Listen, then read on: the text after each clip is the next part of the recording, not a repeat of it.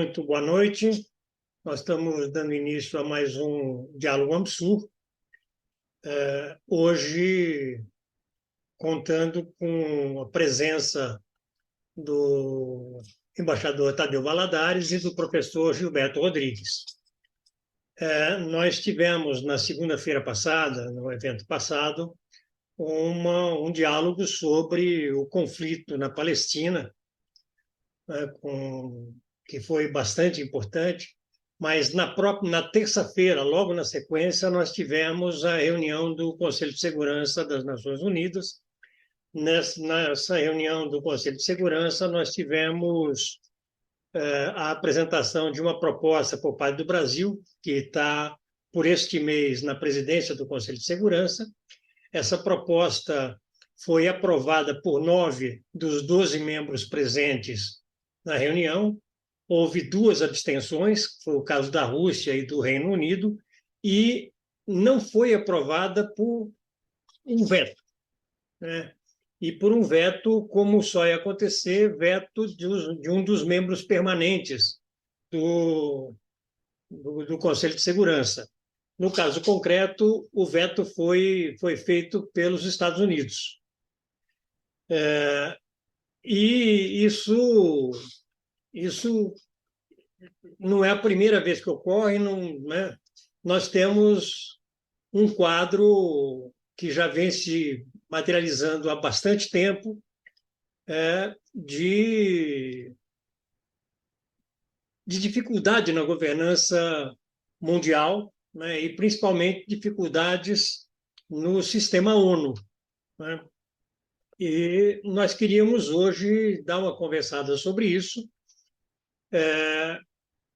porque não é só no caso do conflito da Palestina que isso ocorre, né? Isso está ocorrendo no caso do conflito na Ucrânia, isso está ocorrendo em vários dos conflitos que estão em ocorrência hoje.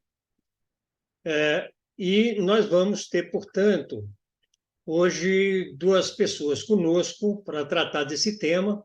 Uma é o professor Gilberto Rodrigues, que é da Federal do ABC, é professor associado de Relações Internacionais na Federal do ABC, é também pesquisador no CNPq, pesquisador de produtividade, CNPq, e é membro da Cátedra Sérgio Vieira de Mello e do Observatório de Política Externa e Inserção Internacional do Brasil.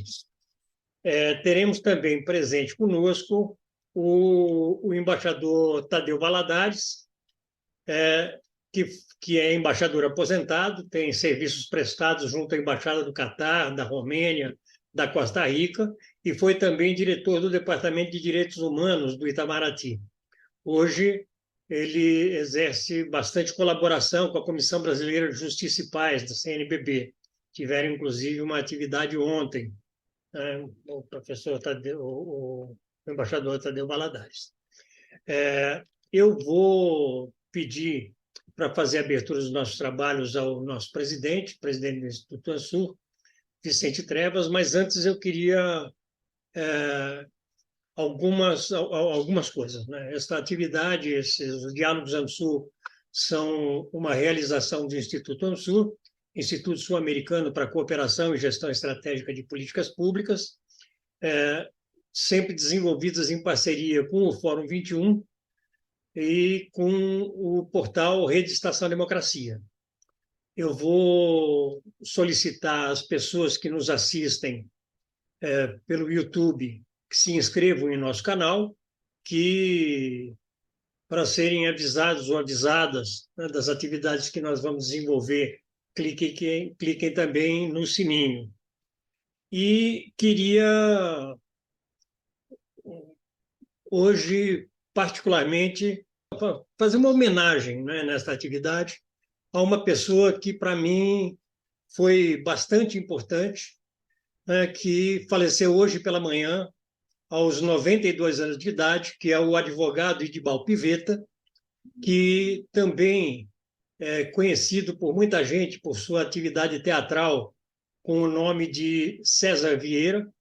Ele é uma das pessoas que, junto com Augusto Boal, desenvolveu de maneira importante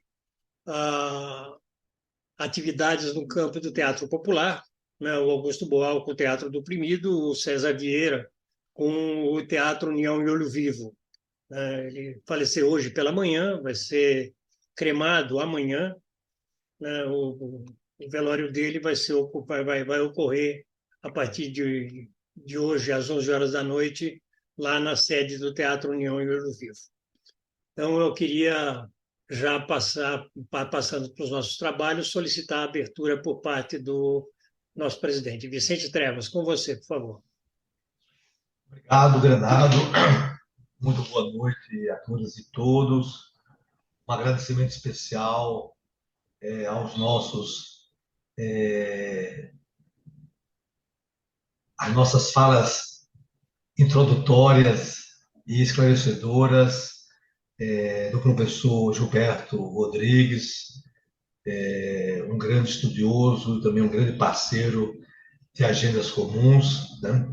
E o nosso parceiro permanente dos diálogos Amisul, o nosso querido embaixador Tadeu, que vem refletindo com muita firmeza, com muita dimensão histórica, né, os acontecimentos que estamos comentando ao longo dos nossos diálogos, né? Como um pequeno centro de pensamento estratégico, né,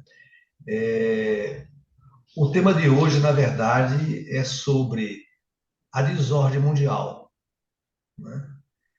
E menos sobre suas causas, que grande parte estão identificadas, né? Algumas delas debatemos aqui nos nossos diálogos, né? Mas quais tendências podemos enxergar no desenrolar dessa desordem mundial, né? Então, eu acho que pediríamos, né, aos nossos interlocutores iniciais e depois a nossa comunidade de diálogo coletivo, que pudéssemos tentar visualizar as tendências, né, e as contratendências que estão nesse presente momento expressando esta desordem mundial, né?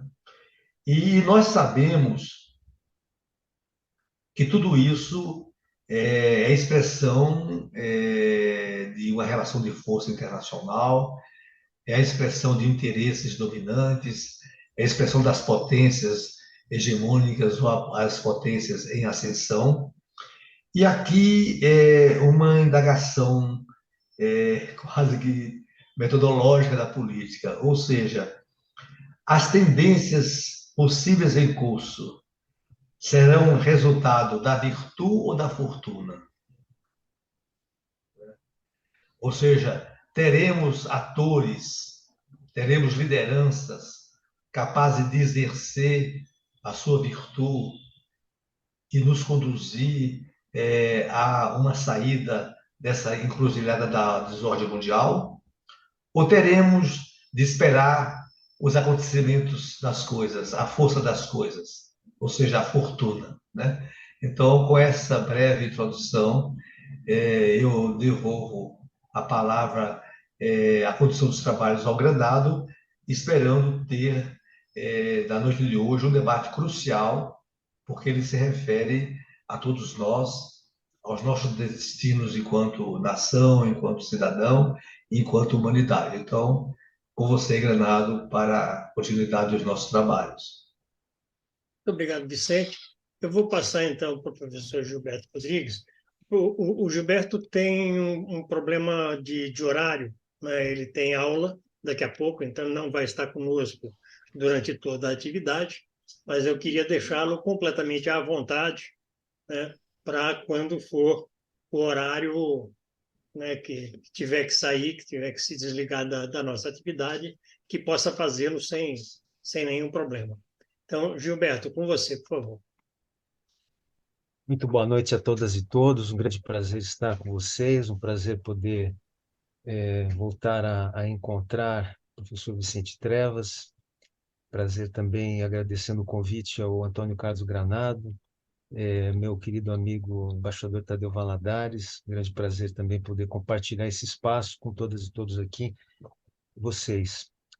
O tema que nos foi sugerido para esse debate é o tema da crise da governança global. E essa crise relacionada diretamente ao sistema das Nações Unidas. Eu gostaria de iniciar, se vocês me permitem, com um breve histórico da criação do sistema ONU, que em 2025 vai celebrar 80 anos. Antes da sua criação, ainda em 1943, existe um documento que foi rascunhado pelo Roosevelt, presidente dos Estados Unidos, um documento onde o Roosevelt, num desenho feito à mão, ele fez 3 círculos. Num círculo ele colocou 40 UN, 40 Nações Unidas na época. No outro ele colocou Executive, que seria um órgão executivo, e num terceiro círculo ele colocou 4 Policemen, 4 policiais, uma linguagem bem estadunidense. Esse foi o esboço das Nações Unidas feito pelo Roosevelt. Dali, de 43 em diante, com as várias conferências que as Nações Unidas fizeram, passando por Yalta, do Bretton Woods e outros, chegamos à Carta da ONU em 45. Nesta carta, nós identificamos, chamados assim pela carta, órgãos da carta, 6 órgãos principais.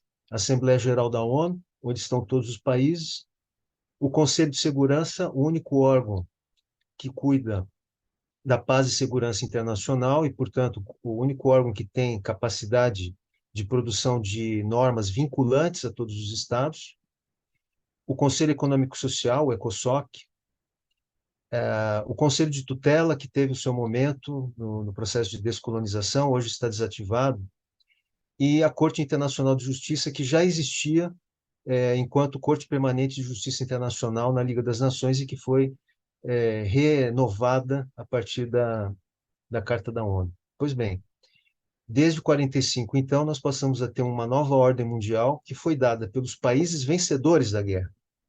E estamos falando dos Estados Unidos, sobretudo da União Soviética, do Reino Unido.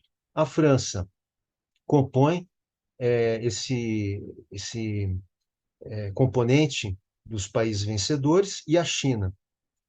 Entretanto, no caso da China, até 1971, quem ocupava o assento da China na ONU era Taiwan, a Ilha de Formosa. Foi a partir da diplomacia de Kissinger com a China comunista que houve essa mudança, né? Em que, então, a China comunista assume o seu papel a partir dali em todos os órgãos da ONU, inclusive no assento permanente do Conselho de Segurança.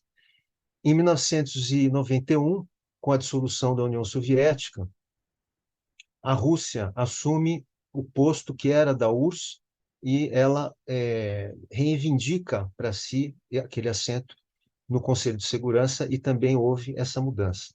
Eu faço essa breve exposição porque hoje o que nós temos aqui para conversar, para dialogar, são 2 eventos, 2 conflitos armados de grandes proporções, o conflito na Ucrânia, envolvendo Rússia e Ucrânia, e o outro, mais recente, o conflito envolvendo a faixa de Gaza, o Hamas e Israel.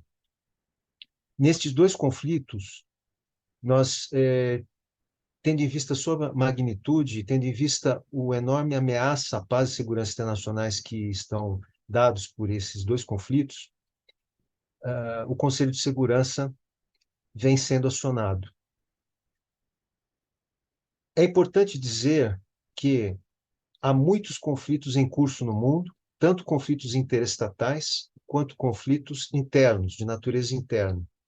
Eles estão na África, eles estão na Ásia, são conflitos menos visíveis, são conflitos, muitos deles perenes, outros mais recentes, mas esses 2 conflitos, de certa forma, galvanizaram a atenção da opinião pública pelo seu grande potencial de provocar uma expansão, um efeito de maior impacto nas relações internacionais e pelas potências que estão envolvidas nele, claro. O que eu gostaria de trazer para vocês enquanto reflexão? o Conselho de Segurança ele foi concebido para atuar, mas ele tem no seu DNA, na sua matriz original, ele tem 5 membros permanentes com direito a veto.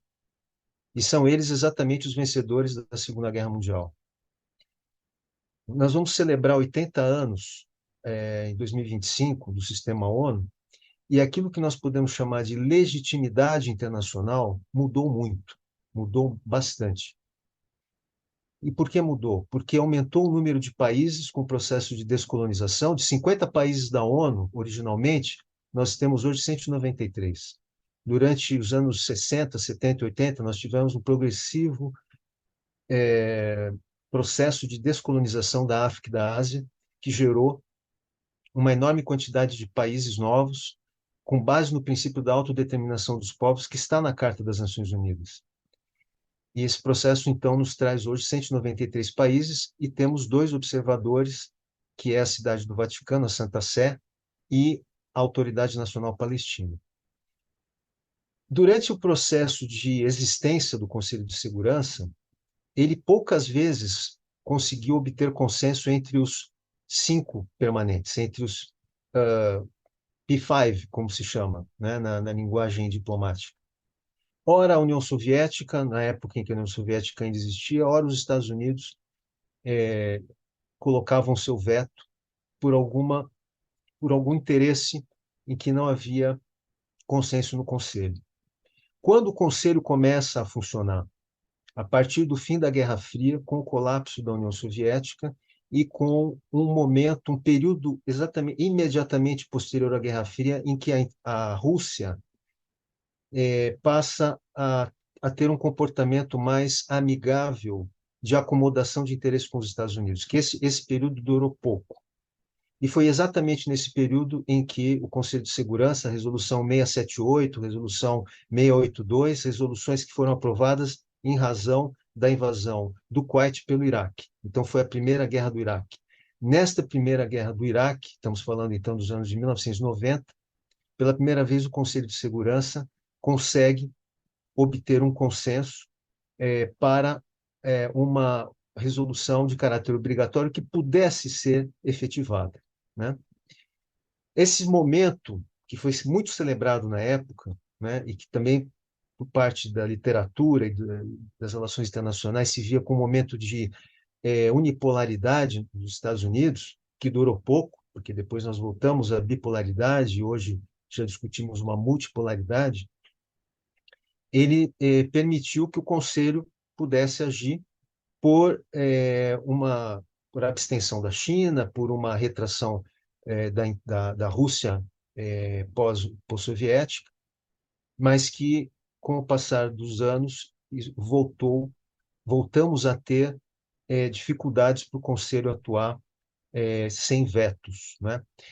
O Conselho, além dos 5 permanentes, tem 10 países rotativos que se revezam desde 46, elegendo-se através da Assembleia Geral. Acho que aqui é importante destacar que, dentro do padrão de eleição da Assembleia Geral para o Conselho de Segurança, alguns países se destacam nessas eleições, e um deles é o Brasil. Hoje, o país que mais vezes sentou na cadeira do Conselho como país rotativo é o Japão. Em segundo vem o Brasil. Então, o Brasil é o país que mais vezes exerceu o mandato como membro rotativo do Conselho no mundo em desenvolvimento, né? Na América Latina, somos secundados pela Argentina e pela Colômbia.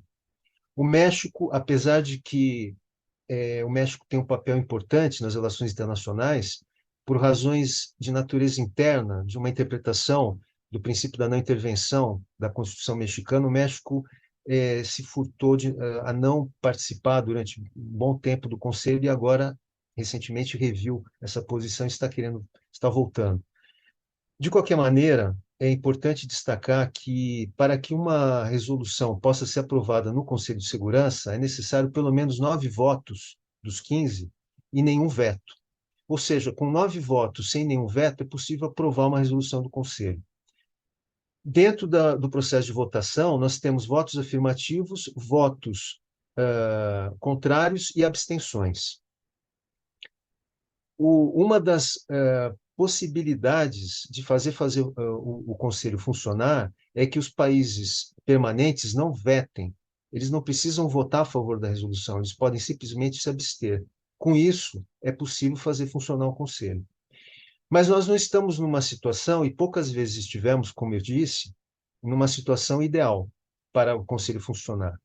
E creio que o embaixador Tadeu Valadares depois vai nos trazer elementos da geopolítica que nos indicam claramente a dificuldade de um Conselho de Segurança funcionar tal como ele está previsto na Carta, para resguardar a paz e a segurança internacionais, para manter ou restabelecer.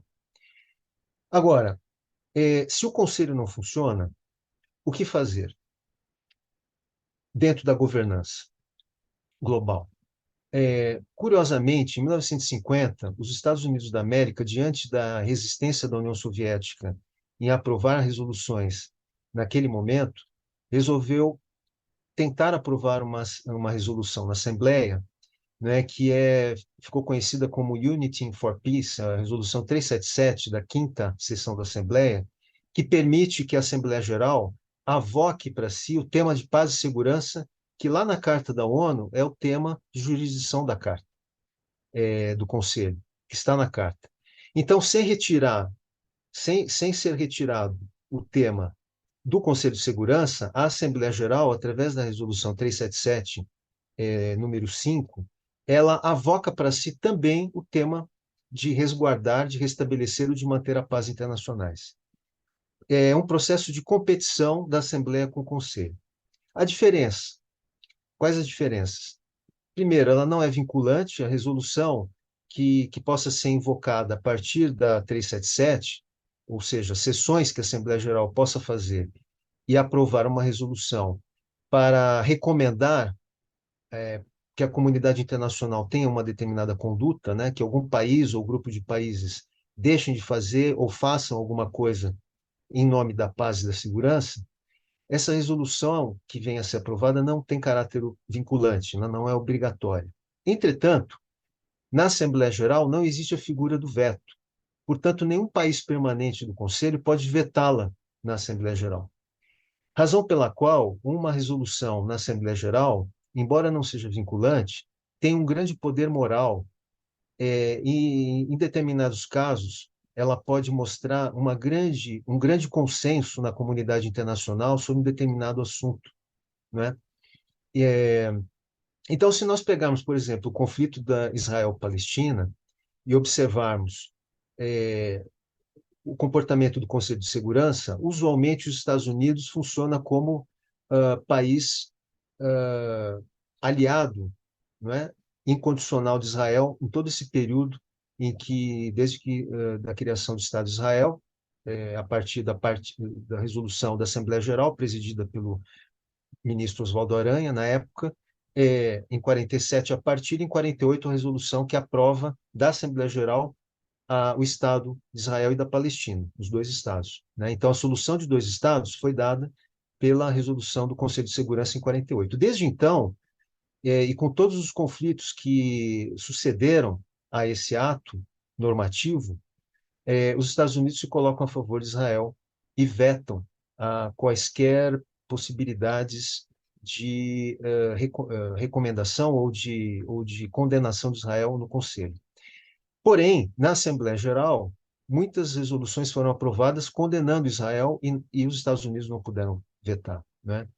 Então, para a gente entrar direto no tema, Antônio Carlos e Trevas, eu gostaria apenas de exemplificar o que ocorreu, né, sob a presidência do Brasil, do Conselho de Segurança, os países membros do Conselho, o Brasil é atual membro, né, de um mandato de um biênio, né, que o Brasil está exercendo, justamente no mês de outubro o Brasil preside o Conselho.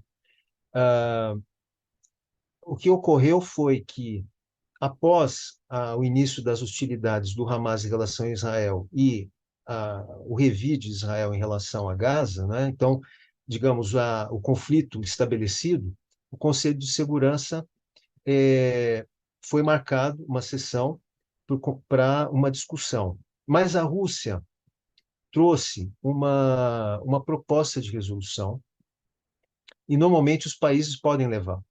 A meu ver, essa proposta da Rússia ela vai atender a interesses geopolíticos da própria Rússia, que estão diretamente relacionados à sua guerra com a Ucrânia, não é?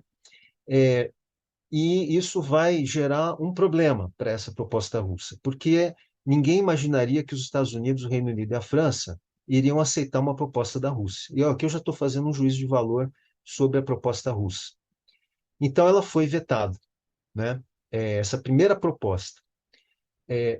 O Brasil, sendo presidente do Conselho e tendo uma proatividade que nós sabemos que o Brasil, sobretudo com o governo Lula, tem em relação às Nações Unidas, caberia ao Brasil fazer essa proposta, né? Mas a Rússia fez e ela foi vetada. E aí, então, o Brasil faz a sua proposta. Uma proposta que procurou alinhavar até onde foi possível os interesses que, como vimos, foram irreconciliáveis nesse momento, né?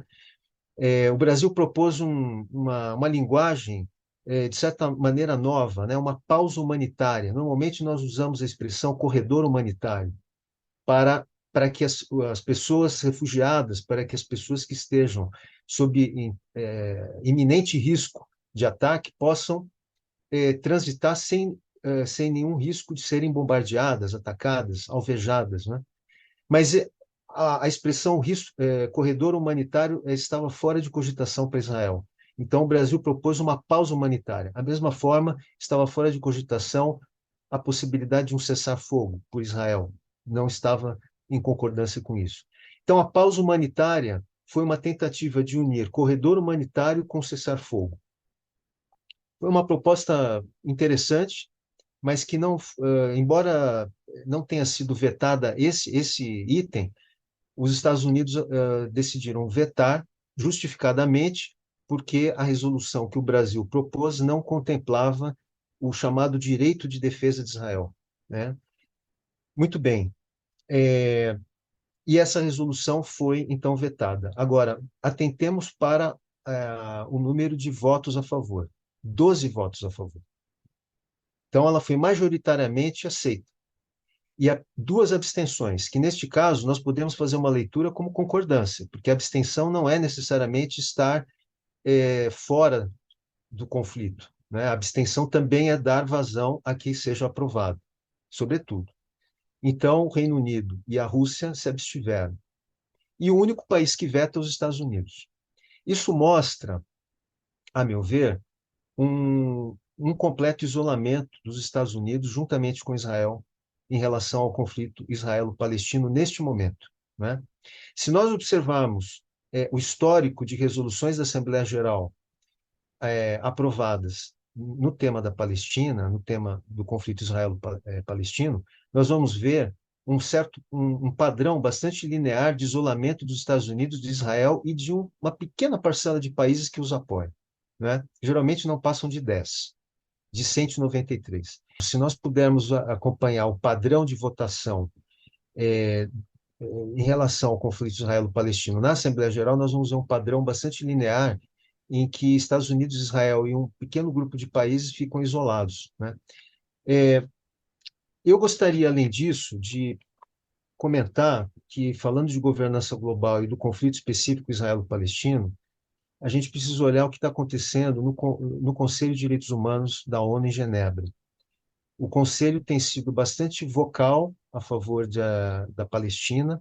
Eu destacaria o papel da relatora especial para os territórios palestinos ocupados. A Francesca Albanese tem feito um trabalho excepcional. Ela assumiu em 2022 essa relatoria dentro dos chamados procedimentos especiais do Conselho de Direitos Humanos, e ela tem tido uma posição que eu chamaria, inclusive, de corajosa em relação à postura que ela tem assumido a favor da Palestina, de Gaza e do povo palestino, sobretudo nesses momentos tão polarizados e difíceis, né? Onde, inclusive, grande parte da mídia internacional tem tem dado um espaço muito grande para a posição de Israel e pouco espaço para as posições históricas da Palestina e da opressão histórica que o povo palestino tem sofrido, né? Também queria destacar que a Corte Internacional de Justiça, provocada pela Assembleia Geral, emitiu um parecer em 2004 condenando Israel por 14 votos a 1, são 15 juízes da Corte, este um voto foi do juiz americano, condenando Israel pela construção de um muro que divide comunidades inteiras, né, da Palestina na Cisjordânia. Esse muro ele foi condenado por vários itens de direito internacional e Israel não seguiu esse parecer da Corte, mas ele foi um duro golpe na posição de Israel, e Israel está em contínua ilegalidade internacional, porque as decisões da Corte, embora ela não seja vinculante, o parecer, ele cria um precedente de interpretação da norma. Então, é um permanente descumprimento de um parecer da Corte Internacional de Justiça.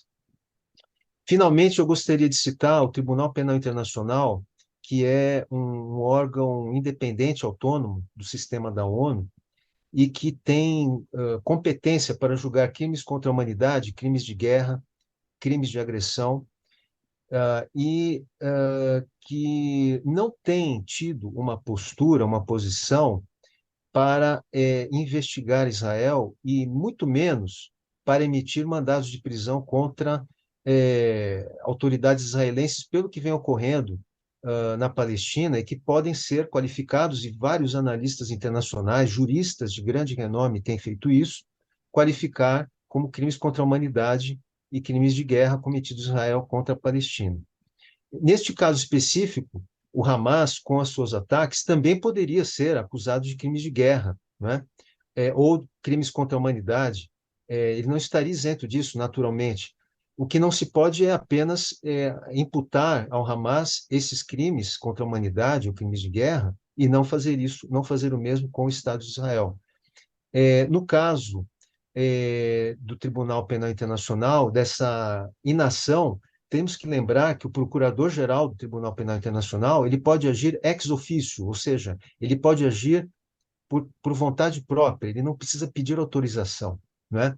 Então, o mesmo Procurador-Geral que expediu um mandado de prisão contra Vladimir Putin na guerra da Ucrânia, Rússia-Ucrânia, e outras autoridades russas, né, por supostos crimes de guerra, esse mesmo tribunal nada fez por enquanto em relação ao primeiro-ministro Netanyahu e ao ministro da Defesa e todas as autoridades envolvidas no que está ocorrendo hoje, porque o corte de energia, o corte de ajuda humanitária que se estabeleceu em Gaza já se poderia fazer uma denúncia ao TPI por crime de guerra, porque isso está previsto no Estatuto do TPI, né? Os ataques feitos a alvos civis da mesma forma, né? Então, o que se esperaria seria que o TPI também pudesse, através do seu procurador-geral, não ter dois pesos, duas medidas, né? Que pudesse agir da mesma forma como tem agido com autoridades na África, com o próprio presidente Putin, quando há evidências de que houve algum tipo de crime de guerra ou crime contra a humanidade, né? E isso, se não vier a ocorrer isso, haverá certamente um questionamento das autoridades do TPI em relação a um viés político na sua atuação, né? O direito vale para todos. Todos somos, no campo internacional também, iguais perante a lei, né? Agora, é muito importante também destacarmos que quando ainda não havia TPI, TPI é uma criação recente, né? O Estatuto do TPI do ano de 2000, 98, entrou em vigor em 2002, é relativamente recente nas relações internacionais. Nós tivemos também a figura da jurisdição universal. E a jurisdição universal, ela funciona através de juízes nacionais que podem declarar que uma determinada autoridade deveria responder por crimes contra a humanidade. Uma figura conhecida da jurisdição universal, creio que todas e todos lembrarão, foi o juiz espanhol Baltasar Garzón, que expediu uma ordem de prisão contra o então senador Pinochet, né? E que causou uma grande celeuma na época, em 1998, né? Que acabou resultando na volta do Pinochet do Reino Unido para o Chile, em uma grande negociação para que ele não fosse detido. Na verdade, ele foi detido, mas que não fosse preso e julgado no Reino Unido. Ou seja, a jurisdição universal pode voltar a acontecer se o TPI não se manifestar no caso do conflito Israel-Palestina, né? E para concluir, Antônio Carlos e colegas, tendo em vista o tempo, eu gostaria de falar um pouco sobre o conflito Rússia-Ucrânia, né? Naturalmente, a Rússia sendo membro permanente do Conselho, ela pode vetar qualquer resolução que haja alguma tentativa de se propor em relação ao conflito com a Ucrânia. Mas ela não pode impedir que na Assembleia Geral possam ser aprovadas e foram aprovadas, né, resoluções, inclusive uma condenando a Rússia por violação do direito internacional na ocupação unilateral da Ucrânia. Assim como a Rússia também foi suspensa do Conselho de Direitos Humanos da ONU, porque ali ela não tem veto. Então, a Rússia tem uma situação dentro da ONU que ela continua participando da ONU, ela não pode ser excluída da ONU, do conjunto, né, dos órgãos, mas ela pode, de alguns órgãos, ela pode ser suspensa, como foi o caso do Conselho de Direitos Humanos, e não tem como impedir uma resolução da Assembleia Geral da ONU. Eu gostaria de concluir dizendo que o sistema de governança global, de fato, está em crise, e esta crise ela tem a ver com o tema da legitimidade internacional. O Conselho de Segurança, com seus 15 membros, 5 permanentes, vencedores da Segunda Guerra e 10 rotativos, ele não tem mais representatividade perante o conjunto dos países. E aí nós temos que falar, por exemplo, de Japão e Alemanha, países que foram derrotados na Segunda Guerra e hoje são dois dos principais financiadores do sistema ONU. O orçamento da Alemanha e do Japão, sozinhos, representa quase 20% do sistema ONU. Brasil, Índia, África do Sul, Indonésia, são países que são candidatos a serem membros permanentes do Conselho. O G20, né, é um novo grupo que surge a partir de uma necessidade de se incluir países que vocalizam interesses e potências, né, que não necessariamente são bélicas, né? O Brasil, por exemplo, se apresenta como uma potência não bélica, uma potência ambiental, política, social, econômica, e que deve ser levada em conta. Então, quando se fala de reforma das Nações Unidas, o presidente Lula tem trazido esse tema juntamente com o ex-ministro Celso Amorim, atual assessor especial do presidente. Esse tema, quando é colocado em cima da mesa, o Brasil não é o único, né? Existem outros países que estão discutindo isso, é exatamente para fazer com que o sistema de governança global tenha mais legitimidade e possa funcionar de uma forma mais adequada, mais efetiva e mais eficaz. Eu então concluiria aqui, Antônio Carlos, embaixador Tadeu Valadares, meus colegas, com estas conclusões provisórias, agradecendo muito o convite, pedindo desculpas antecipadamente, porque não conseguirei continuar com vocês, terei que ir para a aula aqui na UFABC, mas muito, muito feliz de poder estar com vocês aqui compartilhando esse espaço. Muito obrigado. Bom, nós que agradecemos, Gilberto. Você será convidado outras vezes, pode ficar sossegado. Agora, como você dá aula todas as segundas-feiras, vai ser sempre assim, não vai ter jeito. Então, eu quero agradecer muito, muito, muito mesmo a sua participação. Eu acho que você deu uma contribuição valorosa, valiosa, né? E deixá-lo completamente à vontade a partir de agora. Né? Já são 20h49, então, a partir de agora, se você quiser se ausentar, sinta-se à vontade. Mas já agradeço muito a sua participação. Muito obrigado, Antônio Carlos. Eu me despeço de vocês. Queria deixar o meu abraço ao meu querido amigo, embaixador Tadeu Valadares. Eu vou depois assistir a apresentação dele no YouTube. Eu mando para você. Tá ótimo. Alô. Bom, agradecendo então ao professor Gilberto Rodrigues, eu quero passar já imediatamente então para o Tadeu Valadares. Tadeu, com você. Vamos ver se vocês estão me ouvindo. Estão me ouvindo? Sim, sim. Ótimo, ótimo. Olha, o professor Gilberto Rodrigues é um amigo meu, mas de longa data.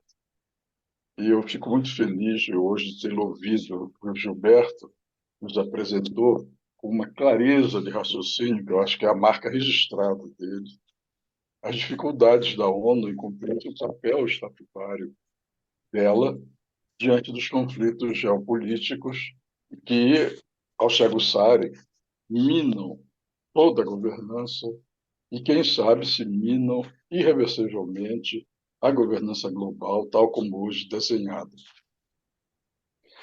Da minha parte, eu vou apresentar para vocês algo bem mais abstrato. E peço até antecipadamente desculpas por tanta abstração.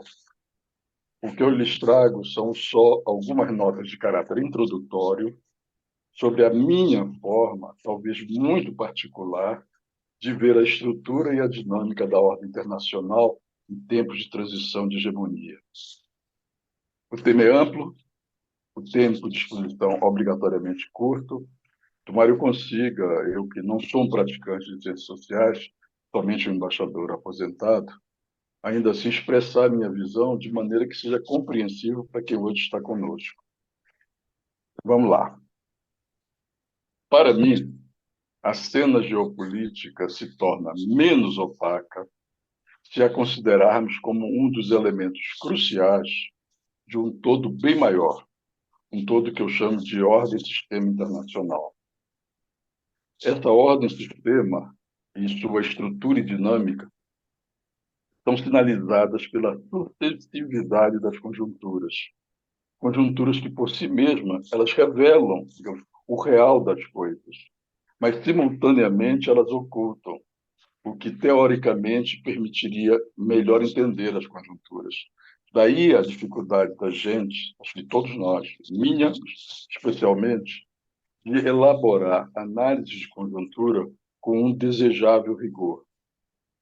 Essa carência relativa, ela comparece sempre, seja quando trabalhamos numa chave, digamos, considerada científica, a chave, digamos, das ciências sociais, seja numa chave algo impressionista, normalmente ilustrada no dia a dia pelas interpretações apressadas da mídia, seja a mídia grande, seja a mídia nanica. Num alto plano de abstração, vai ver que é lícito afirmar que as conjunturas tendem a entrelaçar ao menos 3 fios condutores. Estejam disso conscientes ou não os analistas mais rasos, os fazedores de opinião regiamente pagos pela mídia corporativa. Um dos fios é o geopolítico, o outro, o geoeconômico, e um terceiro, o geoestratégico. E esse terceiro, essa junção desses fios, se for bem realizada, ela pode se mostrar bastante esclarecedora. Mas, ainda assim, no normal das coisas, ela deixa numa espécie de segundo plano outras dimensões real ou potencialmente decisivas.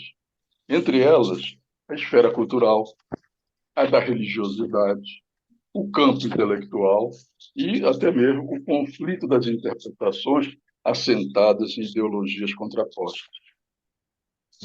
Mas, em meio desse emaranhado todo, algo, até mesmo por ser óbvio, me parece, surge como consensual. A estrutura e a dinâmica da ordem-sistema é cotidianamente marcada pelas ações estratégicas dos atores que ora cooperam, ora se enfrentam no que a gente chama de arena internacional. Esses atores são os estados mais poderosos e, em maior ou menor medida, algo influenciados pela chamada opinião pública das respectivas sociedades. E são eles também, os grandes atores, é o outro, digamos, o outro lado de um casamento, as gigantescas corporações ditas transnacionais, mas que na realidade são vinculadas intimamente em cada caso, como o título de um romance famoso, O Céu que Nos Protege, elas são vinculadas com o céu que as protege. E esse céu que as protege, que as incentiva, que as promove, esse céu é constituído pelas estrelas entre as grandes potências. Então, nessa moldura, os estados médios buscam também influenciar, ainda que topicamente, o cotidiano da ordem-sistema. E nessa moldura, os estados pequenos, especialmente os que não têm qualquer condição de exercer algum quanto de poder, são o que são: soberanos em termos jurídicos, nulidades em termos práticos. A despeito dessa complexidade e da assimetria em termos de exercício de poder, a ordem-sistema ela não funciona no circuito fechado.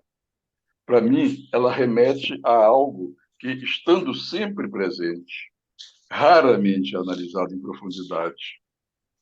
A meu ver, o que, em última instância, funda, em cada período histórico, a ordem estabelecida, no nosso caso, a ordem criada pelas grandes potências vencedoras da Segunda Guerra Mundial, é o modo de produção que se tornou, passados 7 séculos, realidade efetiva, realidade predominante em escala planetária. Isso é o que temos hoje, a meu ver: capitalismo com múltiplas faces. Porque esse modo tem o seu próprio modo de expansão, ele esgotou o espaço geográfico.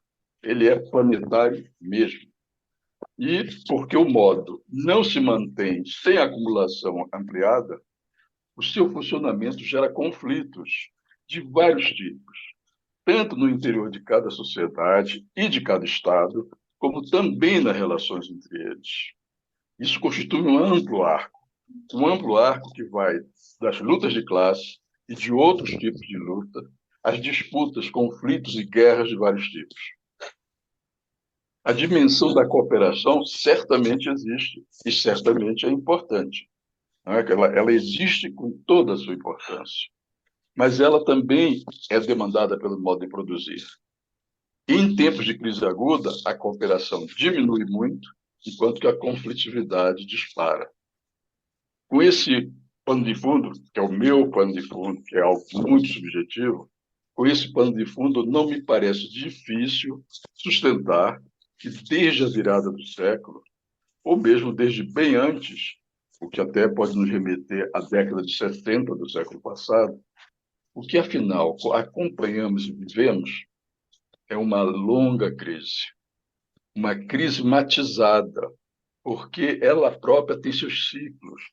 É uma crise que no interior dela tem ciclos, mas ao fim e ao cabo é uma prolongada crise da ordem-sistema. Se nós nos centramos no momento atual, ou seja, no período que chamamos de transição de hegemonia em fiere, essa transição de hegemonia em fiere se mostra como um duplo movimento.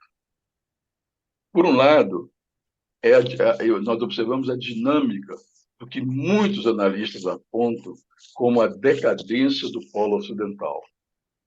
Por outro, a ascensão do chamado polo euroasiático. Mas esse é um polo de formação bem mais recente. É um polo ainda em sua fase inicial de construção, mas é um polo cuja simples existência indica a probabilidade de desdobramentos que seriam impensáveis um quarto de século atrás.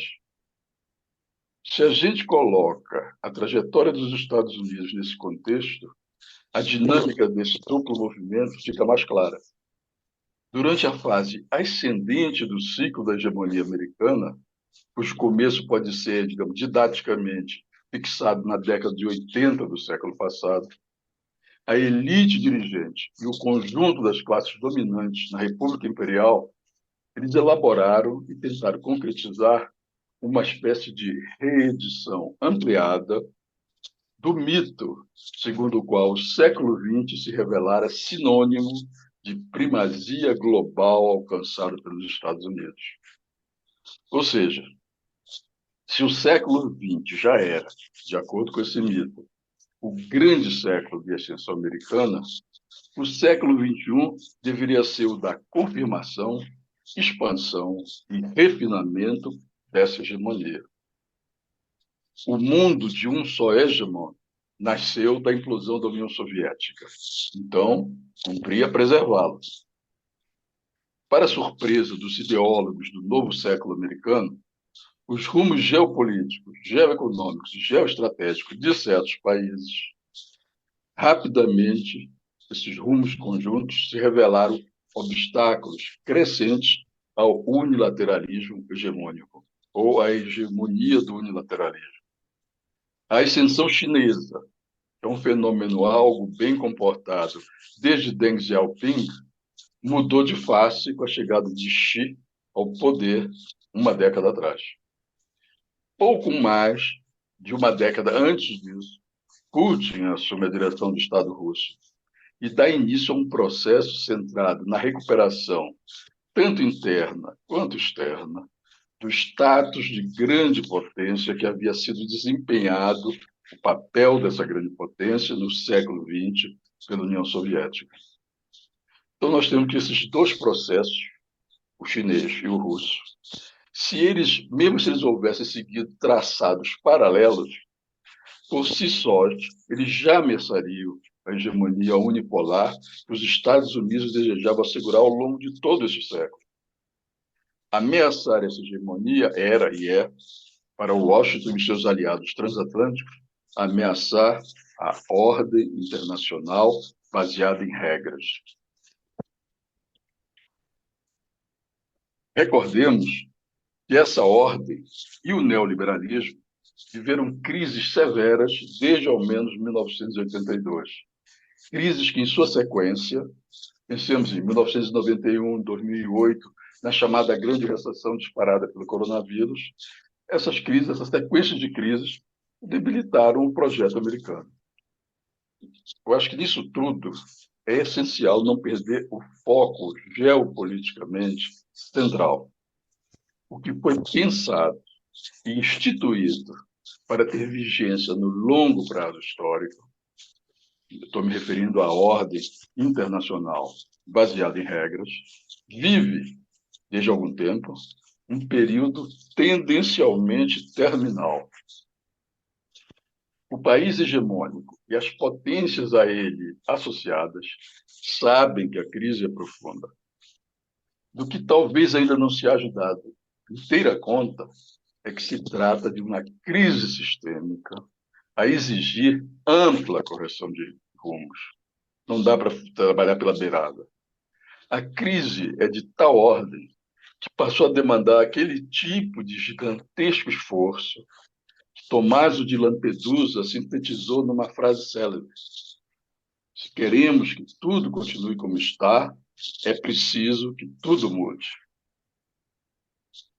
É uma opinião muito pessoal. Não me parece que o Ocidente seja capaz disso. O mito do excepcionalismo americano, acoplado ao mito segundo o qual o mundo contemporâneo vive permanente combate entre democracia e ditadura, tem um peso na conformação do que se revela hoje, para mim, como um aparente beco sem saída. Um beco tão impressionante que eu não resisto a lhes trazer 2 versos de Manuel Bandeira. Que importa a paisagem, a glória, a Bahia, a linha do horizonte? O que eu vejo é o beco. Se assim é, cabe então perguntar: como será a futura ordem e sistema? A pergunta é essencial, por mais que a resposta apenas esteja começando a se esboçar. No fundo, em termos de transição de hegemonia e de passagem da ordem e sistema a uma sua conformação outra, para mim parece claro que desejamos, todos nós, uma espécie de mapa do caminho, um claro mapa do caminho. Enquanto que a história, muito astuciosa, até o momento ela só nos oferece um portulano muito primitivo. De toda forma, mesmo navegando com olhos desarmados, dá para perceber indícios sugestivos do que está por vir. Primeiro, observamos mudanças notáveis no nível, no estilo e nas modalidades da agudizada competição global. Mudanças notáveis no comportamento das corporações gigantescas. Mudanças igualmente notáveis no comportamento das verdadeiramente grandes potências, que são, de fato, ancoragens das corporações que mais contam. E dessas mudanças faz parte o surgimento do campo anti-hegemônico, que, se formando, esse campo antigermânico usa uma linguagem moderna, renascentista. Seus dois principais atores, ao afirmarem a defesa de seus interesses próprios, também criticam muito os outros grandi e se apresentam como amigos do popolo minuto. Para mim, isso aí fica muito claro quando observamos a retórica que é utilizada. Em segundo lugar, nesse cenário, que é marcado por um certo plano inclinado, consumou-se a passagem ao seu oposto. A passagem ao seu oposto da idealizada concorrência civilizada, que os ideólogos liberais chamaram de doce comércio pacificador. Passagem, então, para outro tipo de relacionamento entre todos os grandes atores, sejam eles estados ou corporações. Passagem para outro tipo de comportamento efetivo que, em geral, beira a hostilidade. Passagem no plano inclinado, que cada vez mais frequentemente transforma o competidor em inimigo e lhe aplica o determinado por Carl Schmitt. Ou seja, a brutalidade dos fatos diluiu o puro éter ideológico. Tendencialmente, portanto, e até mesmo de maneira intuitiva, nós estamos caminhando, seja para uma bipolaridade, distinta da que imperou no decurso da Guerra Fria, seja para algo realmente inaugural, um mundo efetivamente multipolar, hoje ainda sendo mera expectativa. E quem sabe se exibindo um excesso de otimismo que, em geral, me é estranho, eu sou dos que pensam que se o regresso à bipolaridade vier mesmo a se instalar, essa saída manca para toda a crise da governança, ela é uma crise também, uma saída manca para a presente crise da ordem do sistema. E essa saída manca não terá como vingar no prazo mais longo. Para mim, o vetor final dessa longa transformação tende mais a apontar para a instauração da multipolaridade. Hoje, ainda estamos lendo o prefácio do livro do Novo Tempo. O conflito entre o polo ocidental, defensor dos interesses que se realizam ao amparo da ordem internacional baseada em regras, e o outro polo, os que integram o polo oposto. É um polo numericamente inferior, sim, mas é igualmente dotado de poder. Seu eixo central, a amizade sem limites, sino-russa. E, em seu favor, em termos geopolíticos, surgem sinais que indicam estar esse polo vivendo um momento de discreta, ou nem tão discreta assim, mas de discreta expansão. Os BRICS que o digam. A meu ver, o polo eurasiático depende, para sua completa afirmação, dos termos que encerrarão a guerra na Ucrânia. Vitória russa pode contribuir decisivamente para a transformação da amizade sem limites em aliança de amplo espectro. Aliança de amplo espectro que inclua a dimensão militar. Daí que, para mim, a guerra na Ucrânia tenha uma dimensão e um significado totalmente distintos da guerra imposta por Israel a Gaza. Guerra que grande número de juristas, entre eles eu cito o judeu antisionista Rai Segal, professor associado da Universidade de Stockton e especialista em estudos sobre genocídios, considera uma espécie de manual de genocídio. A guerra contra Gaza é um manual de genocídio. Para o Segal, o objetivo explícito de Israel é, aspas, destruir os palestinos de Gaza. E ele cita uma evidência material forte. De 7 a 13 de outubro corrente, ou seja, em menos de uma semana, Israel despejou sobre Gaza cerca de 6.000 bombas. Para efeitos de comparação, os Estados Unidos lançaram mais de 7.000 bombas sobre o Afeganistão nos 12 meses de 2018. E voltar a repetir mais ou menos esse número, 7.000 bombas foram lançadas ao longo de todo o ano de 2019. Então, por terrorífica que seja a guerra contra Gaza, os rumos da ordem-sistema não parecem depender diretamente dos resultados da barbárie que assistimos e contra a qual protestamos diariamente, mas do que vier a ocorrer na linha de contato entre russos e ucranianos, em muito dependerá o nascimento ou não de um outro arranjo da ordem-sistema, seja ele bipolar ou não. Passamos, então, para concluir, a guerra na Ucrânia. A meu ver, para segurar o caminho que conduziu à guerra, ou seja, a expansão da OTAN a leste, os Estados Unidos, afinal, conseguiram, a partir dos anos 90, submeter a seus desígnios geopolíticos, geoeconômicos e geoestratégicos todos os aliados transatlânticos, em especial a OTAN e a União Europeia. A Ucrânia ironicamente, a Ucrânia é o beneficiário disso e é também a principal vítima dessa estratégia.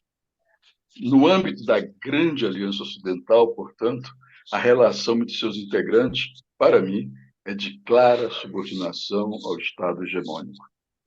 Os pontos fora da linha são poucos e, no essencial, são irrelevantes. Já no interior do polo anti-hegemônico, para mim, a situação é outra. Para mim, trata-se de um caso exemplar de necessidades mutuamente complementares. A China, principal potência no atual campo anti-hegemônico, necessita de seu parceiro euroasiático, tanto quanto a Rússia precisa do apoio discreto, ou nem tão discreto assim, do seu amigo sem limites. Só com esse apoio, Moscou poderá derrotar militarmente a Ucrânia, ou seja, na verdade, impor derrota a todo o campo ocidental em sua versão transatlântica. Hoje, a moldura geral da guerra e a dinâmica nos campos de batalha favorece a Rússia, o que não ocorreu em 2022. Hoje, as forças russas já controlam cerca de 23% do território que era ucraniano antes do golpe de 2014, o chamado golpe da Praça Maidan. Para analistas críticos da estratégia da OTAN, dos Estados Unidos e da União Europeia, esse percentual pode chegar, no médio prazo, ou mesmo no longo, a 43%. Até agora, o esforço militar de Kiev, iniciado em junho passado e centrado em fazer a Rússia retroceder de todo o território ucraniano, nele incluído a península da Crimeia, não produziu resultados significativos. Os ucranianos ainda não lograram superar a primeira das 3 linhas russas de defesa. Enquanto isso, a grande mídia, que atua como um dos braços estratégicos do campo ocidental, começa a fazer análises, digamos, menos otimistas, enquanto que os críticos da ubris americana multiplicam os seus reparos críticos.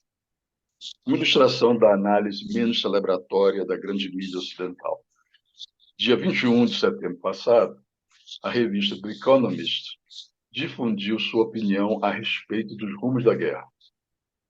Para ela, é tempo de repensar a estratégia adotada pela OTAN. Segundo The Economist, os apoiadores de Kiev, aspas, devem rezar por vitória rápida, mas também estabelecer estratégia para uma luta prolongada, aspas. Em contraste, eu lhes trago 2 ilustrações de como pensa o grupo de intelectuais ocidentais, críticos, todos eles, do realizado pelos Estados Unidos e a OTAN, em relação à Rússia, em relação à Ucrânia. Um deles é Michael Brenner. Michael Brenner é professor emérito de Relações Internacionais na Universidade de Pittsburgh. E Michael Brenner, no mesmo dia 21 de setembro, quando o Economist disse que é tempo de repensar, Michael Brenner circulou um texto pequeno, um ensaio curto, muito ácido. Uma palavra só com o título. A palavra era derrota. Para ele, aspas, os Estados Unidos estão sendo vencidos na Ucrânia, aspas. Na verdade, Washington estaria repetindo outros fracassos. Vietnã, Afeganistão, Iraque, Síria. São derrotas, ele esclarece, se pensamos em termos estratégicos. Nem sempre devem ser vistas como derrotas se pensamos em termos limitadamente militares. Outro crítico da estratégia dos Estados Unidos é o professor John Mearsheimer, da Universidade de Chicago. Mearsheimer é considerado um dos expoentes, junto com Kissinger, da chamada teoria realista das relações internacionais. Para ele, a Ucrânia já está derrotada.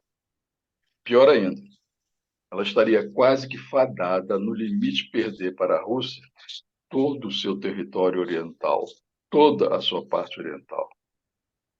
Se esse vaticínio se cumprir, a Ucrânia se tornará um Estado-nação disfuncional, uma sombra do que já foi. Ela será uma Ucrânia amputada, sem capacidade de recuperar o muito que já foi perdido e de perder ainda muito mais, de não recuperar nada. Esses analistas, quando eles pensam numa eventual solução para o conflito, e quando eu digo esses analistas, eu me refiro tanto aos analistas do establishment, digamos assim, quanto os que fazem críticas, esse grupo todo, em conjunto, eles levantam como uma hipótese plausível uma saída da guerra na Ucrânia à moda coreana. Ou seja, cessar fogo, nenhum acordo de paz, tensões constantes com picos intermitentes. Em suma, a vitória de Moscou significará fratura entre a Rússia, por um lado, e, por outro, a Ucrânia, os Estados Unidos, a OTAN e a União Europeia. Fratura perdurável por geração, por tempo geracional. Fratura geopolítica, geoeconômica, geoestratégica. Quanto à guerra em si mesma, tudo, ou quase tudo, leva a crer que, primeiro, a perspectiva de vitória ucraniana, que parece nunca haver se movido na órbita da realidade, ela se esfuma a cada mês que passa. Segundo, a vitória militar russa parece mais e mais provável, mas sem chegar ao ponto de corresponder aos objetivos maximalistas fixados pela Federação e expostos por Putin ao dar início à operação militar especial. De toda forma, uma inegável derrota de Kiev será uma derrota grave. Uma derrota muito mais grave do que a retirada do Afeganistão foi para os Estados Unidos e os seus aliados. E, em assim vindo a ser, a provável vitória parcial russa acrescentará os riscos para a Rússia e para a China de uma eventual reação, digamos assim, quase militar dos Estados Unidos e da OTAN expandida. Essa OTAN expandida que alcança a Coreia do Sul, Japão, Taiwan, Austrália, Nova Zelândia. E é diante desse cenário prospectivo, se a gente leva ele em conta, ele tende a quê? Ele tende a aumentar os incentivos, tanto para Moscou quanto para Pequim, de transformar a chamada amizade sem limites no que eu chamo uma aliança de amplo espectro. Se esse ponto for alcançado, o polo euroasiático viverá, então, o seu outro momento da verdade.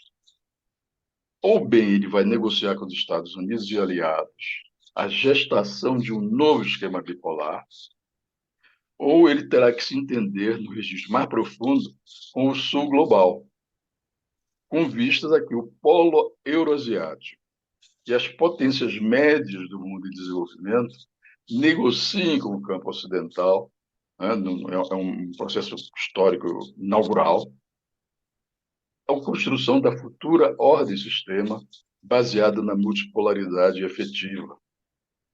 Para o Sul global, que é, para mim, o outro nome do mundo em desenvolvimento, é essencial garantir essa passagem à multipolaridade. Ou seja, o Sul global tem que participar, tem que ajudar, eu coloco um ajudar entre aspas, a delinear algo realmente novo no âmbito do capitalismo planetário e na história mundial. Onde nós entramos nisso? O Brasil é uma potência média, o professor Gilberto colocou muito bem, e é que está imerso, essa potência média, num delicado processo de recuperação do muito que foi destruído desde o golpe contra Dilma Rousseff. O Brasil é o único país na América do Sul que pode retomar o projeto de Constituição que foi abandonado de um polo sul-americano. Esse polo sul-americano seria capaz de influenciar, ao menos em alguns temas, né, a coisa do Brasil ser uma potência na matéria X, na matéria Y, não uma potência tuazimil, uma potência unilateral, mas ela tem o Brasil e os outros países da América do Sul também. Então, dá para fazer um certo polo, um tipo de polo. E, dessa forma, em alguns temas, nós, América do Sul, poderíamos atuar de maneira muito decisiva, atuar sobre a forma e o conteúdo da futura ordem e sistema multipolar. Eu tenho a impressão que essa é a aposta que nós estamos fazendo contra todas as dificuldades nossas, internas e externas, interno-externas, que nós, como grupo, sistematicamente tentamos refletir com frieza e paixão sobre essa problemática. Muito obrigado pela paciência de vocês. Pena que não dá para aplaudir, Tadeu. Muito difícil, mas bom pra caramba, muito bom, muito bom. Eu vou abrir para as pessoas que quiserem fazer uso da palavra, fazer perguntas ou para fazer algum tipo de consideração. Não, mas meu comentário está muito calcado na fala do Tadeu, né? A fala do Tadeu é uma fala muito mais fortemente ligada à, à compreensão do desenho geopolítico vigente, entendendo o momento geopolítico como um momento de transição, transição para um novo momento ainda não definido, para um novo desenho não claramente definido, né? Não é fácil vislumbrar esse momento, mas eu gostaria, se fosse possível, Tadeu, que você comentasse um pouco essa sua parte final da fala com relação ao papel que pode jogar o Brasil nesse desenho, né, nesse novo desenho geopolítico, em que você enfatizou o Brasil no arco da integração sul-americana, né? Eu gostaria que você, se pudesse, aprofundasse um pouco esse seu raciocínio, com o qual eu, em princípio, concordo bastante. Antônio, Vai lá. eu creio que, quer dizer, quando eu me referi, eu sempre foquei na América do Sul, é porque eu acho que nós, Brasil, é a minha percepção, como sempre, eu sempre, quando eu afirmo algo, eu sempre tenho a prudência de dizer, posso estar muito equivocado. Mas, para mim, para nós efetivamente termos um desempenho significativo no que eu vejo como a montagem de uma ordem, sistema multipolar, nós não temos capacidade de fazer isso sozinhos. Nós só podemos fazer com o apoio da América do Sul. Na verdade, com o apoio da América Latina. Mas a América Latina, a visão minha, ela é tão fragmentada, ela é tão balcanizada pelos Estados Unidos, que é quase impossível. Você tem os países, digamos, pequenos, né, os países que têm um peso mais leve que toda a América Central e o Caribe. Nós temos o México, que tem, o Filho Dias é que sabia das coisas, pela proximidade com os Estados Unidos, ele tem que ter um outro estilo de atuação e um outro conteúdo para a sua diplomacia, para a sua política internacional. Ele está conosco, mas ele não pode estar excessivamente conosco. Os Estados Unidos, vamos dizer, estão demasiado presentes ali. Então, eu acho que a gente fica reduzido mesmo, em termos de realismo, à América do Sul. O que não é tarefa fácil. Juntando a coisa que eu dizia, da conjuntura e da estrutura e dinâmica, nós hoje estamos muito dependentes. Nós tivemos um dia ontem que foi de um grande alívio, eu acho, para todos nós que pensamos a América do Sul, que pensamos o Brasil. Nós tivemos um imenso alívio com o resultado do primeiro turno das eleições argentinas. Eu me senti pessoalmente muito aliviado, mas tem que esperar o segundo turno, né? E vamos ver o que sai do segundo turno. E se sair o que nós desejamos para o segundo turno, nós teremos a Argentina próxima de nós. Uma Argentina muito problemática, uma Argentina num momento de grande crise, que não é um momento, é uma crise longa também, é quase uma crise do tipo da crise geopolítica internacional que vem de décadas atrás. Mas a gente tem que cuidar da América do Sul, porque sem ela não há nada que a gente possa fazer de relevante, fora um ou outro ponto em que a gente pode fazer alianças circunstanciais, digamos, diplomacia, aviões com asas variáveis, mas que não vai muito longe. Não é que não vá muito longe por si mesma. Esse tipo de diplomacia, de política internacional, não só é muito legítima, como dá resultados, mas são resultados pequenos diante da imensidão da crise internacional. Então, a gente tem que cuidar de fortalecer a América do Sul. É claro que com a América do Sul nós ainda continuamos sendo uma andorinha que não faz verão. Temos que restabelecer. Então, nós estamos fazendo tudo, eu acho. Né? E olha que eu sou, né, vocês sabem, eu sou muito cético. Né? Um amigo meu disse que se tivesse dar um apelido para mim, ia me dizer que, em vez de me chamar de Tadeu, ia passar a me chamar de Cassandro. Então, eu tenho esse meu lado, Cassandro, que é uma complicação. Mas eu acho que o realmente fundamental é o que a gente está fazendo. América do Sul, África, pelo menos, a África, que é a nossa vizinha de frente, a África das florestas, a África do Sahel é outra coisa, a África do Norte é outra coisa. Quanto mais a gente se aproxima do Oriente Médio, a coisa fica mais complicada, porque o jogo é pesadíssimo, como a gente vê hoje na tentativa forte, a história das bombas que eu retirei de um texto muito curto e muito bom. Desses que eu nunca tinha ouvido falar desse senhor, Segal.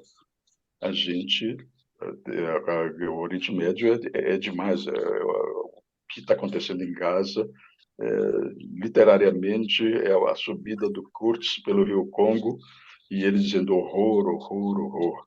É isso que está acontecendo lá. Então é um jogo pesadíssimo. Claro que nós fazemos o que podemos fazer. E estamos fazendo essa tentativa da resolução que não passou. Foi aquela costura, foi aquele bordado, aquela coisa intrincada em que nós somos muito hábeis. Mesmo assim, isso, diante da grande crise, eu diria, não vou dizer secundário, que é muito forte, mas não pode ser tudo. Nós não podemos ser os elaboradores de grandes estratégias no Conselho de Segurança, nesses 2 anos, e de grandes estratégias na Assembleia Geral e em todo o sistema ONU. Porque o sistema ONU, isso o Gilberto mostrou tão bem, o Gilberto é de uma clareza, cada vez que ele fala, eu fico encantado com a clareza dele. É isso.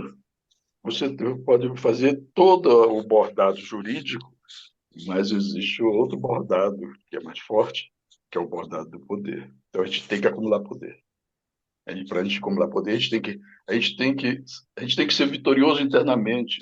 Nós estamos ameaçados internamente. Nós estamos ameaçados, a gente sabe bem por quem, os nomes, a gente sabe bem por quais as instituições, a gente sabe bem, no fundo, por que nós estamos ameaçados? Porque a barbárie ainda impera aqui. É a barbárie que impera aqui, fruto da nossa história. É uma barbárie que se reflete numa classe dirigente lamentável e no povo ainda muito, eu diria, sobrevivente do escravismo colonial.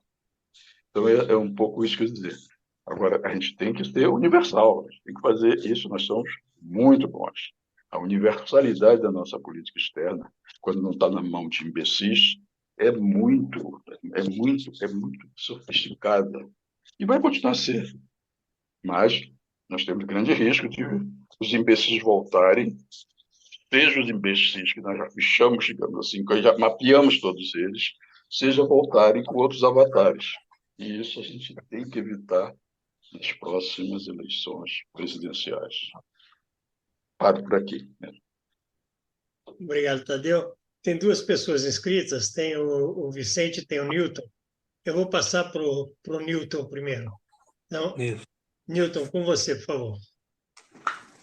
Tadeu, mesmo que a gente esteja nessas visões iniciais dessa outra bipolarização ou polarização, como é que você vislumbra, como é que você, nessas suas especulações, a economia, como é que a economia vai evoluir dessa economia que você fala que é dominada pelas grandes corporações, né, para uma outra economia multipolarizada? O que vai ser construído? Quais as possibilidades? Que instrumentos poderiam ser criados para uma outra economia?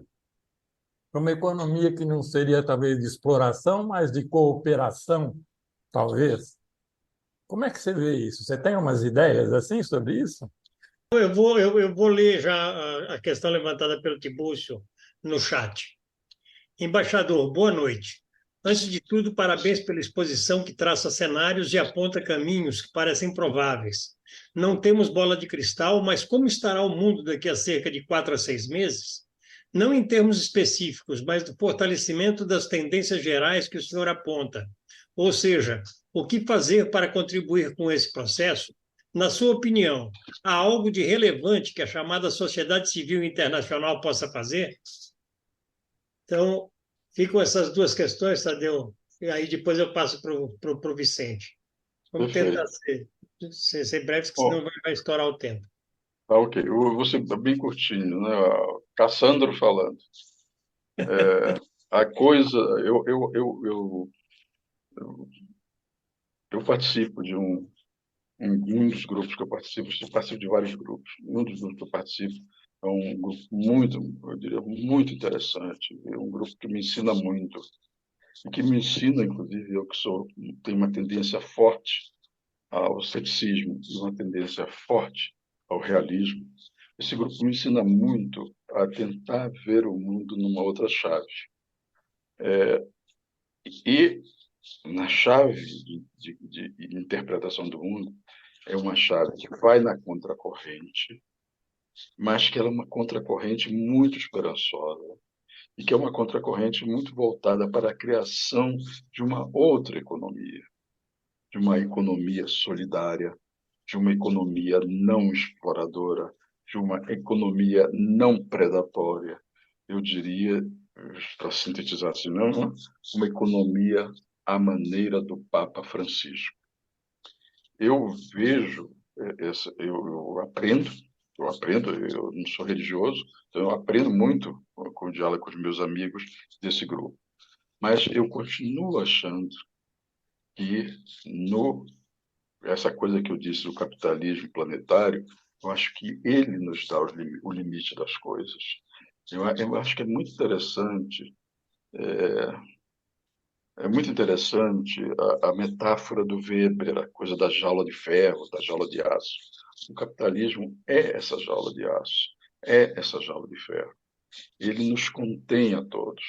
E o Weber dizia que isso continuaria até que a última tonelada de carvão fosse explorada. Ele, na verdade, estava dizendo, enquanto houver recursos naturais, ele via essa jaula de ferro como algo absolutamente inexpugnável. Eu não tenho uma resposta para esse tipo de pergunta.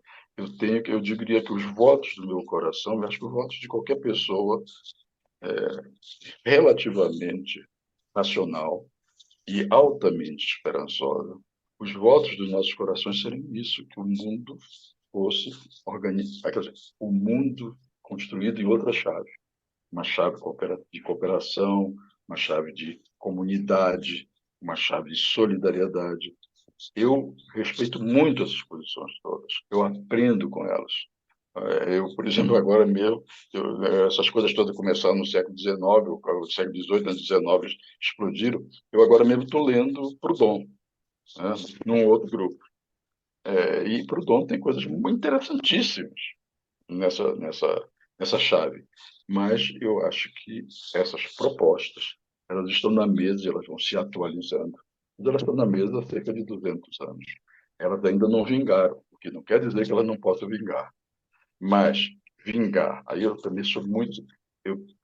A ideia de que eu estou finalizando a minha trajetória, eu que não sou religioso, eu que acho que depois eu vou voltar a ser a volta aos elementos, vou ser poeira de estrela, desse tipo de imagem poética, né? Mas certamente o retorno aos elementos fundamentais, sem poesia. Eu acho que não dá para pensar que nós vamos ver isso, mas certamente é importante. Todas as correntes são muito difratadas, que pensam esse mundo futuro, que elas não desistam desse mundo futuro. É o que eu posso dizer. Agora, no imediato, eu acho que a gente tem que fortalecer as empresas brasileiras até onde a gente possa, reindustrializar o país. Aí são coisas menores comparadas a essa visão muito mais generosa, mas são coisas que talvez dê para fazer em 10 anos. As visões generosas, elas demandam muito mais. E eu não estou criticando as visões generosas, estou dizendo que elas têm a sua temporalidade própria em relação a esse tema. Olha, eu acho que o que a gente chama de sociedade civil, né, o nome que a gente dá, mais ou menos, a essa grande conglomerado, eu acho que eles são absolutamente importantes. São absolutamente importantes. E eles são absolutamente importantes porque eles se estruturam internamente. E antes era quase que só internamente, mas hoje eles se estruturam internamente, mundialmente, regionalmente, continentalmente, né, e outros adversos modos. O que eu acho que vamos dizer, fundamental é a sociedade civil, que claro, como sociedade civil, ela tende à fragmentação. O Estado, porque isso é aquela coisa monstruosa da qual nós não conseguimos nunca nos, nos livrar, ele tende a uma concentração e a um exercício de um poder específico sobre a sociedade civil. A sociedade civil, então, tem que estar sempre dialogando e se opondo ao Estado. A sociedade civil, ela só é sociedade civil, na minha maneira de ver, se ela nada na contracorrente. Só que a gente sabe, na sociedade civil, porque a sociedade mesmo, a sociedade mais ampla, que não é só a sociedade civil, né, que é muito mais, a sociedade mais ampla é contraditória em si mesma, faz parte da forma de produzir. A forma de produzir cria interesses divergentes. E a sociedade civil, às vezes, ela se perde, acho eu, não sou um especialista nisso, mas ela se perde em uma fragmentação similar e na multiplicidade de suas causas e na concentração dos militantes, cada um, eu estou falando, simplificando muito, sendo talvez injusto, possivelmente, quase certamente injusto. Se cada um ficando no seu quadradinho e tentando dar, dar direção à sua existência de uma maneira ética, de uma maneira política, de uma maneira cultural, de uma maneira religiosa, de várias maneiras, mas dar sentido à vida, encarnando uma causa, que é aquela causa importante, mas parcial, às vezes extremamente parcial.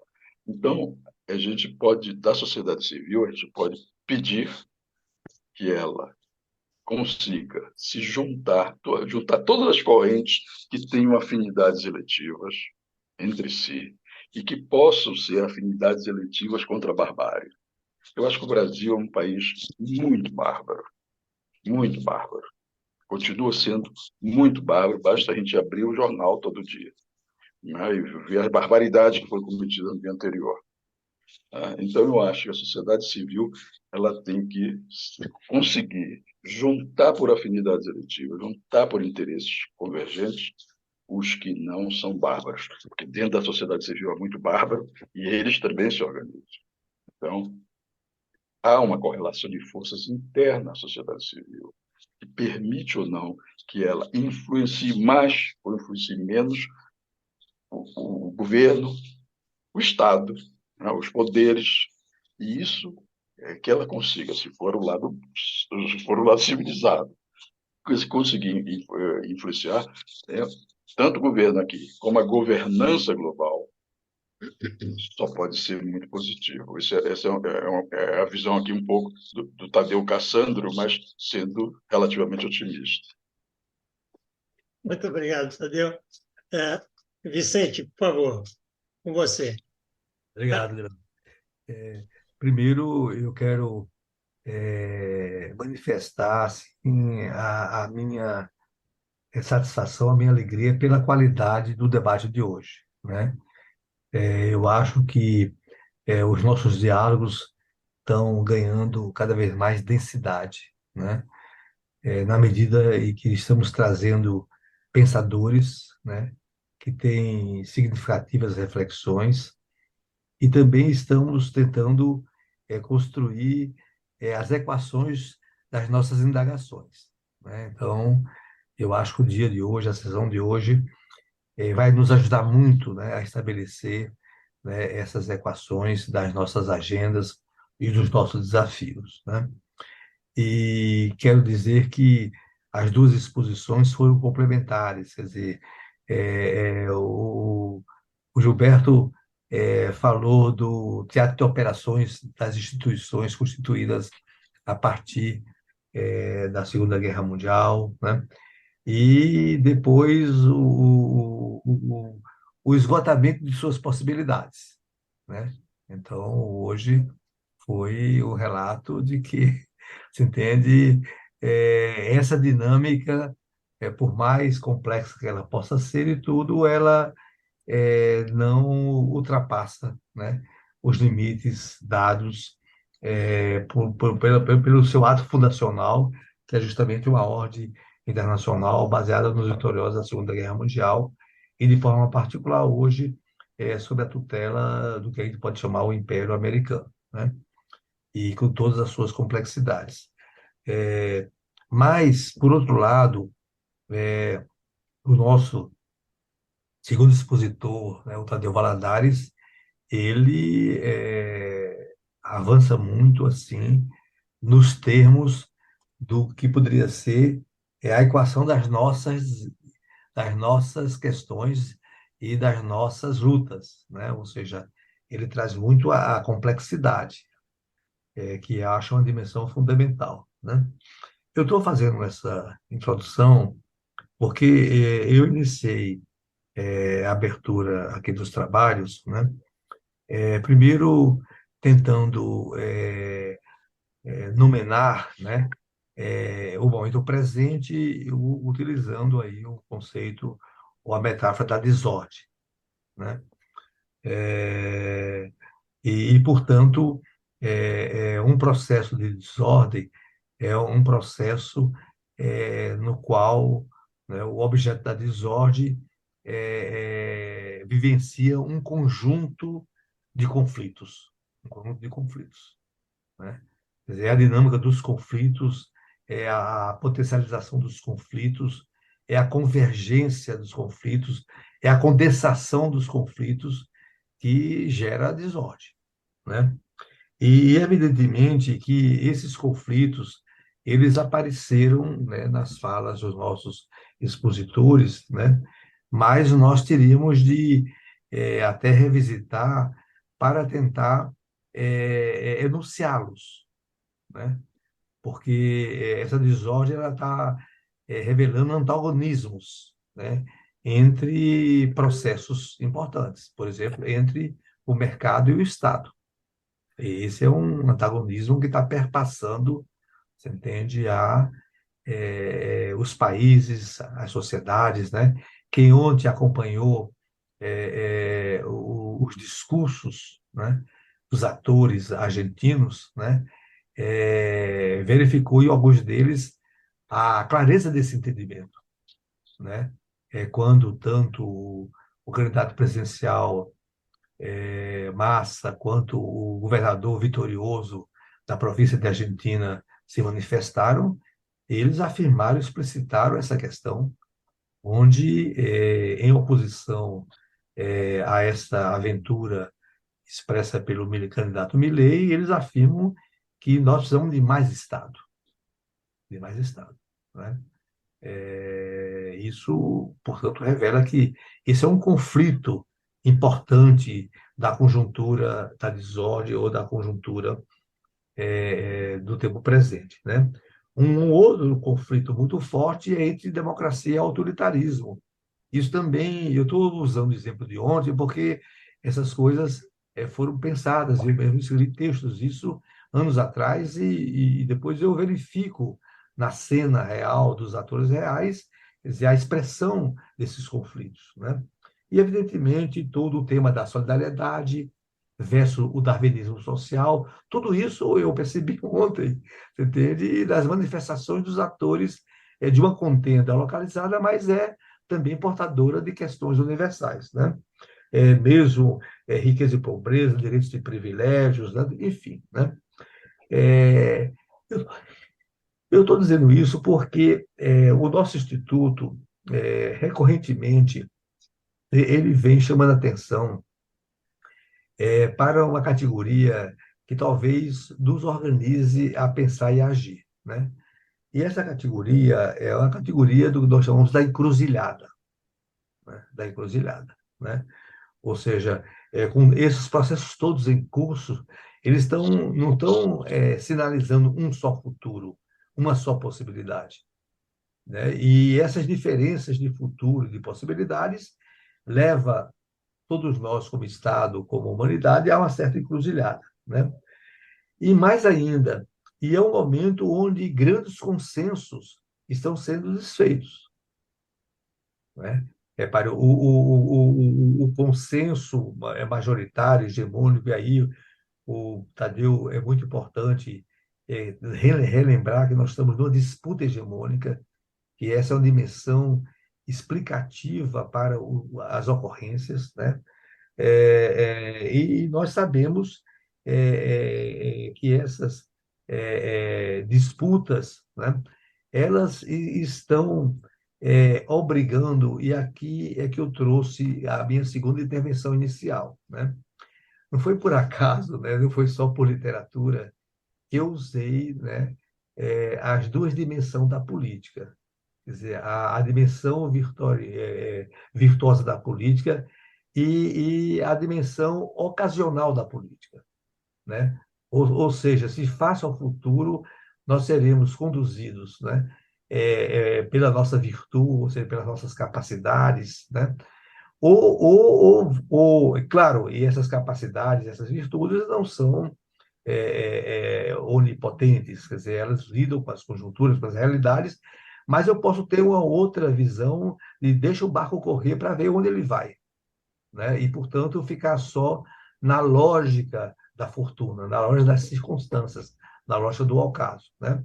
Então, eu estou fazendo essas observações para que possamos ter aí o retorno do Tadeu, porque, num dado momento, né, quando eu estava trabalhando no texto autoral, eu falava em encruzilhada, eu acrescentava mais ainda, que era uma encruzilhada obscura, né? Até usei o termo Dark Crossroads, entende? E mais ainda, e essa encruzilhada obscura, ela era permeada por um denso nevoeiro, né? E com anúncios, esse é o texto, né, de fortes ventos e trovoadas, né? Ora, quando eu estou na encruzilhada, a encruzilhada descortina possibilidades em vários caminhos. Agora, uma encruzilhada, você entende, obscura, um dark crossroad, permeado de denso nevoeiro, né? E com anúncio de fortes ventos e trovoadas, aí a vida fica mais complexa. Aí a vida fica mais complexa, né? E tanto assim que eu também, nas minhas considerações, eu chamava a atenção de que as encruzilhadas, e aqui tem tudo a ver com o que o Tadeu e o Gilberto comentaram, né? Elas possibilitam diferentes caminhos. diferentes caminhos, né? E mais ainda, ela nos obriga a fazer escolhas, né?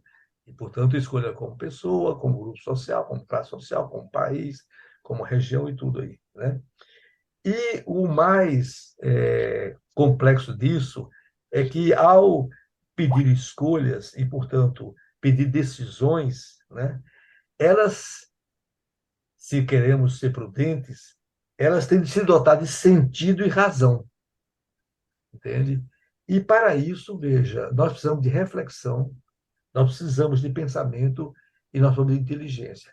Repare, eu estou fazendo essas coisas abstratas porque quero agradecer muitíssimo, né, aos diálogos, né, conduzidos pelo Granado e a essa sessão de hoje, porque ela permitiu justamente reflexão, né, e ela permitiu também a possibilidade de criarmos uma inteligência para nos movermos nesse cenário maior.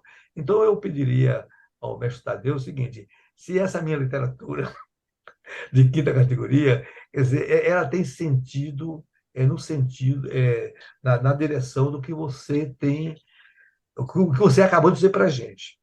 O que é que você falou para a gente? Essa encruzilhada pode nos levar ao caminho do bilateralismo, a retomada do unilateralismo e a construção do multilateralismo. E, portanto, nós estamos diante dessas possibilidades. Ou seja, a dinâmica real, ela, vamos supor, legitima essa especulação. Essa especulação não é abstrata, ela tem bases reais, né? Ou seja, a unilateralidade, o império está se movendo. A OTAN está indo para a Ásia, né? E assim por diante, né? A aliança eterna, né, inquebrantável, pode fundamentar a retomada objetiva de uma bipolaridade, né? E, essa aposta desejada da multilateralidade, né? Então, eu queria, viu, Tadeu, que você pudesse saber se essa minha percepção ela tem sentido na compreensão que você constrói sobre o que vem aí pela frente, né? As tendências do nosso tempo. Obrigado. Grato, Vicente. Vicente, Bom, eu devolvo então para o Tadeu, Tadeu, já como fala final, tá? tá ok. Não, eu sei que a gente está com o tempo esgotado, né? Estamos jogando, né, já na prorrogação. Eu vou ser o mais rápido possível. Eu acho, Vicente, que nós dois usamos, digamos, de linguagens diferentes, no fundo, para dizer a mesma coisa. Quando você fala, né, da encruzilhada, quando você fala que é uma encruzilhada que não é simples, né, não é uma mera encruzilhada, não, ela é meio radial. Eu acho que você está dizendo exatamente que a gente tem que estar preparado para evitar aquilo que você diz, deixar o barco correr solto. A única coisa que eu acho que a gente não pode fazer, quer dizer, se for uma escolha do Estado, uma escolha do governo, uma escolha dos poderes, uma escolha das elites, porque deixar correr certamente não será uma escolha, eu diria, de um caráter de povo, né? Não vai ter povo nessa escolha, vai ter ausência de povo. Eu acho que a gente continua no processo de construção de povo. Então, eu acho que é importante isso. A gente, por outro lado, a gente não deixar o barco correr. Não sejamos liberais a esse ponto. Por outro lado, a gente tem que fortalecer o Estado. Não é? Fortalecer o Estado em termos operacionais, em benefício de um país com essas carências, com essa concentração de renda, poder e riqueza enormes. O Estado ainda é, se bem ocupado, um instrumento. Se ele for mal ocupado, a gente já viu em que dá, né? Pode ser pavoroso. Então, mas tem a outra coisa, é que eu falei, o bilateralia, o mundo bipolar é uma possibilidade, eu acho. Um mundo multipolar real é uma inovação. Então, para as coisas que são já mais ou menos conhecidas e que você rearranja, é muito mais fácil. Então, isso, se tudo correr bem para o polo euroasiático, ele não necessariamente vai estar interessado no final da caminhada, digamos, no final abstrato, em fazer um mundo multipolar. Ele pode se contentar com uma bipolaridade, é mais fácil, talvez, de negociar a bipolaridade do que de instaurar a multipolaridade com a ajuda do sul global. Mas ainda tem outro complicado. Quer dizer, eu estou partindo, não é uma petição de princípio, porque tem muito sinal sendo dado aí, mas eu estou partindo de que a única coisa insustentável hoje é o hegemonismo americano. Eu acho que isso não dá mais. Os americanos, aos pouquinhos, estão começando a perceber isso. Eles têm grandes dificuldades para perceber. Eles estão começando a perceber, alguns da elite pensante lá, dirigente, etc.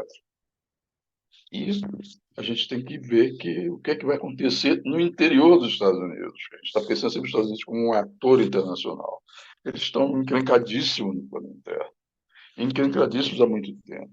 A minha sensação é de que há uma espécie de esgotamento, é um esgotamento interno, é um esgotamento externo, mas de um país poderosíssimo, e especialmente poderoso em termos de tecnologia militar, embora eles tenham, no fundo, para tanto poder que eles têm militar, eles têm um certo, digamos assim, o currículo não é brilhante, devia ser mais. Eles, como diz o professor da Universidade de Pittsburgh, eles podem até ganhar, se a gente pensa só em termos militares, mas eles perdem sistematicamente em termos estratégicos. A próxima perda, que para mim já está desenhada e grande em termos estratégicos, é a perda decorrente do resultado da guerra contra Gaza. Mesmo se